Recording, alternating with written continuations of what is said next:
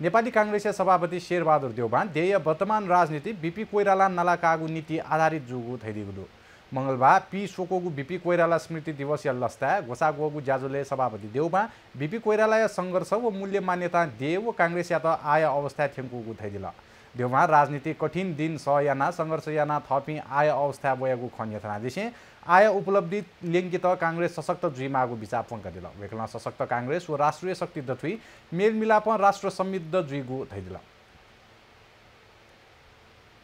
महामानव बीपी कोइरालाको आदर्श मूल्य मान्यता नेपाली कांग्रेस मात्रै होइन देशकै लागि ठुलो दिशानिर्देश पनि हो राष्ट्रिय एकता सामाजिक सद्भावलाई अझ बलियो बनाउन बीपी कोइरालाले अपनाएको सिद्धान्तले अहिले पनि उत्तिकै सान्दर्भिक छ बीपी कोइरालाको जीवन सधैँ सङ्घर्ष र आन्दोलनमा नै गुज्रियो उहाँको त्याग योगदानबाट स्थापित मूल्य मान्यता नै नेपाली कांग्रेसलाई आजको स्थितिमा ल्याएको हो।